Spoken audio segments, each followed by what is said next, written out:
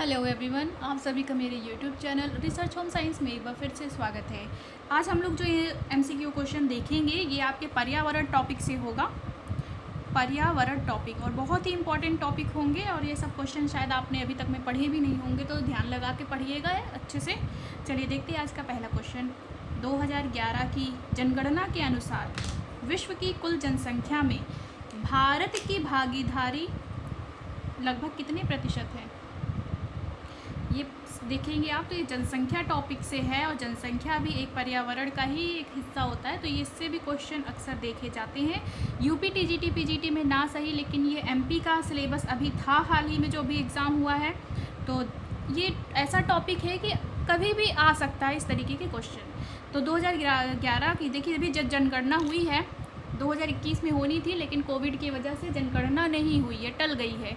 तो अभी भी जितने डेटा आ रहे हैं एग्ज़ाम में वो 2011 के अनुसार ही आ रहे हैं। तो 2011 की जनगणना के अनुसार जितने भी पूरे विश्व की जनसंख्या है उसमें भारत की कितनी भागीदारी है, तो याद रखिएगा 17.7%, 17.7%। नेक्स्ट क्वेश्चन, जनगणना कितने वर्ष में एक बार की जाती है? तो जब भी जनगणना की जाएगी तो ये याद रखिएगा प्रत्येक 10 वर्ष में की जाती है।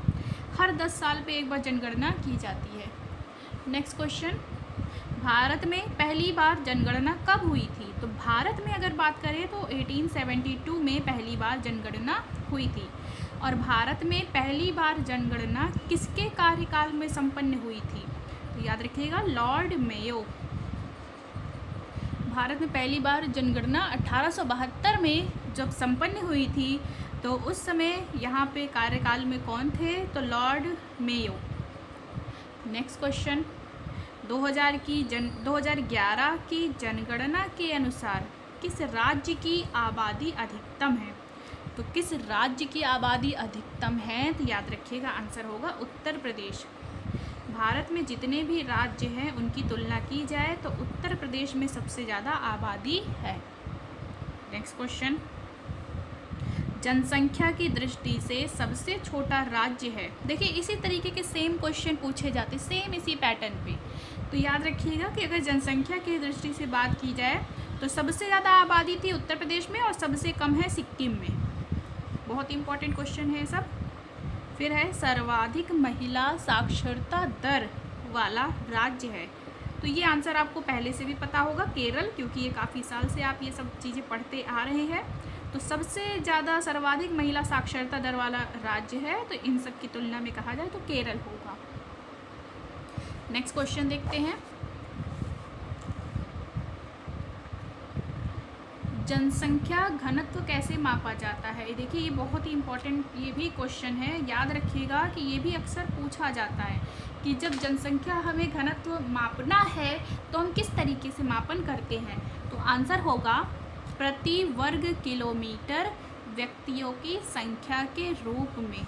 प्रति वर्ग किलोमीटर व्यक्तियों की संख्या के रूप में जनसंख्या घनत्व का ये मतलब है कि प्रत्येक जो वर्ग किलोमीटर है, मान लीजिए ये एक एरिया हमने ले लिया कि इस एरिया का हमें मापन करना है, तो वर्ग किलोमीटर, इस एरिया में अगर इतने लोग रह रहे हैं, दूसरा वर्ग एरिया लिया हमने जहाँ पे सिर्फ इतने लोग ही रह रहे हैं, तो यही है कि एक वर्ग किलोमीटर में कितने लोग रह रहे हैं, कितने व्यक्ति रह रहे हैं, तो उसी के आधार पर जनसंख्या घनत्व मापा जाता है। नेक्स्ट क्वेश्चन देखिएगा, 2011 की जनगणना के अनुसार गांव में रहने वाले ग्रामीणों का प्रतिशत है? तो एक्यूरेट याद रखिएगा 68.8%। 2011 की जनगणना के अनुसार गांव में रहने वाले ग्रामीणों का प्रतिशत 68.8% है। नेक्स्ट क्वेश्चन, निम्न में से किस राज्य में स्त्री और पुरुष साक्षरता दर में सबसे अधिक अंतराल है? मतलब कि पुरुष और जो स्त्री है, कहाँ पर ऐसा राज्य है, कौन सा ऐसा राज्य है जहाँ पर दोनों में अंतर दिखाई दे रहा है? तो सबसे ज़्यादा अंतर कहा जाए तो राजस्थान की साक्षरता दर में है। यहाँ पे पुरुष ज़्यादा पढ़े लिखे हैं, महिलाओं की पढ़ाई पे उतना ध्यान नहीं दिया गया है। तो सबसे अधिक अंतराल कहा जाए तो अंतर साक्षरता में स्त्री पुरुष में कहा जाए तो राजस्थान में होगा। नेक्स्ट क्वेश्चन, राष्ट्रीय पोषण रक्ताल्पता नियंत्रण कार्यक्रम कब शुरू किया गया?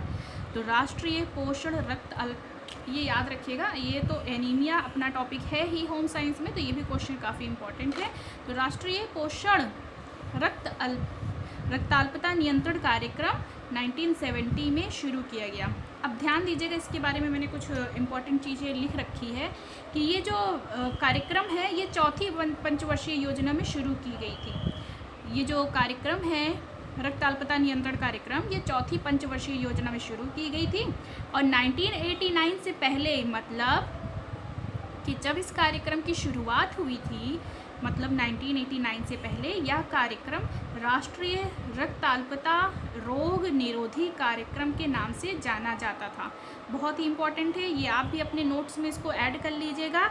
इसका ये मतलब है कि 1989 में इस कार्यक्रम का नाम राष्ट्रीय पोषण रक्ताल्पता नियंत्रण कार्यक्रम पड़ा, जबकि 1970 में इस कार्यक्रम को राष्ट्रीय रक्ताल्पता रोग निरोधी कार्यक्रम नाम से जाना जाता था। तो संशोधन किया गया, तो इस नाम को इसमें कन्वर्ट कर दिया गया।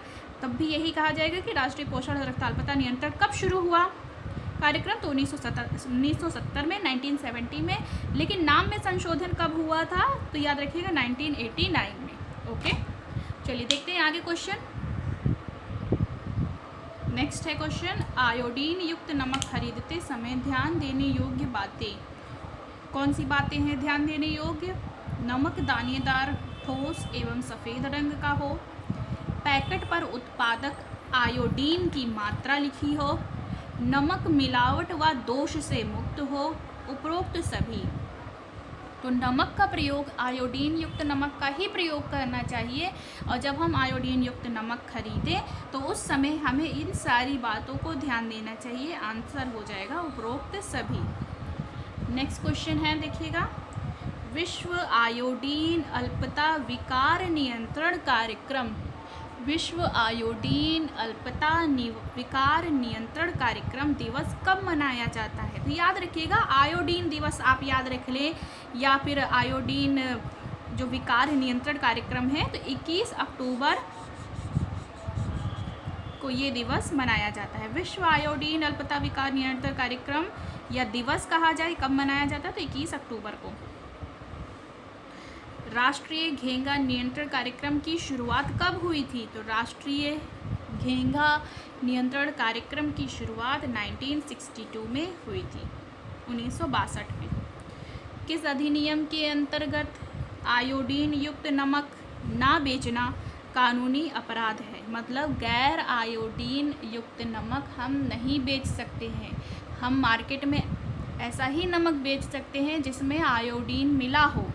अगर कोई व्यक्ति आयोडीन युक्त नमक नहीं बेच रहा है तो ये एक तरीके का कानूनी अपराध है। और ये अधिनियम किसके अंतर्गत बताया गया है? तो अधिनियम 2006 के अंतर्गत। अधिनियम 2006 में ये बताया गया कि कोई भी व्यक्ति, कोई भी उत्पादक अगर आयोडीन युक्त नमक नहीं बेच रहा है मार्केट में, तो ये कानूनी अपराध है और उसे सज़ा का भी प्रावधान इसमें बताया गया है। चलिए नेक्स्ट क्वेश्चन देखिएगा, निम्न में से योग का प्रकार नहीं है? राजयोग, कर्म योग, ज्ञान योग, भक्ति योग, इनमें से कोई नहीं। आंसर होगा इनमें से कोई नहीं। तो निम्न में से कौन योग का प्रकार नहीं है? तो ये सारे हैं, तो इसमें से ऐसा कोई भी ऑप्शन नहीं है जिस पे हम टिक कर सके। तो मैंने यहाँ पे वैसे एक्स्ट्रा ऑप्शन बनाया है इसीलिए, ताकि आपको पता रहे इनमें से कोई भी क्वेश्चन आए तो आगे आप तैयार रहे कि योग के प्रकार पूछा जाएगा। तो राजयोग, कर्म योग, ज्ञान योग और भक्ति योग, इन्हीं 4 तरीके के योग होते हैं। योग शब्द किस भाषा से आया है? तो आंसर आपको अच्छे से पता है, संस्कृत भाषा का शब्द है। योग शब्द संस्कृत भाषा का शब्द है। क्वेश्चन नंबर 18,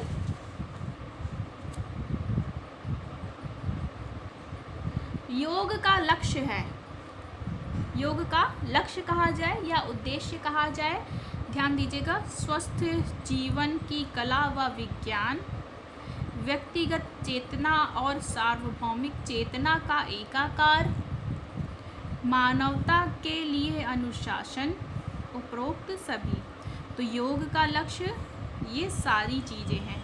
व्यक्ति के स्वस्थ जीवन को बनाना भी, और व्यक्ति की जो चेतना है और सार्वभौमिक चेतना है उसको एकाकार करना भी, और मानवता के लिए अनुशासन भी करना कि हर चीज़ पे अपना कंट्रोल रखे, नियंत्रण रखे, तो ये योग का लक्ष्य होता है। क्वेश्चन नंबर 19 देखिएगा, सामुदायिक विकास योजना के अंतर्गत सबसे पहले कितने विकास क्षेत्र खोले गए थे? तो जब सामुदायिक विकास योजना का शुरुआत हुई थी तो शुरू में सबसे पहले 55 या 55 विकास क्षेत्र खोले गए थे। सामुदायिक विकास योजना की शुरुआत कब हुई? ईयर आप एक बार कमेंट में बता दीजिएगा अगर आपको पता हो तो। लास्ट क्वेश्चन है, विश्व जनसंख्या दिवस कब मनाया जाता है? तो बहुत इंपॉर्टेंट ये भी है, विश्व जनसंख्या दिवस 11 जुलाई। जानते ही होंगे आप लोग, दिवस से भी अक्सर क्वेश्चन आते हैं, जैसे ओजोन दिवस कब है, मधुमेह दिवस कब होता है, एड्स दिवस कब मनाया जाता है। तो इस तरीके से ये क्वेश्चन है, आपको आज देखते ही होंगे आप लोग को घेंगा है, आयोडीन से संबंधित कई दिवस आज आपको पढ़ाए गए हैं। तो ये लास्ट ये भी है, जनसंख्या दिवस कब मनाया जाता है? तो ये होता है आंसर 11 जुलाई। तो बेटा आज के लिए इतना ही, अपना ख्याल रखिएगा। उम्मीद है आप लोगों को वीडियो अच्छा लगा होगा। ठीक है, अपना ध्यान रखिएगा। धन्यवाद।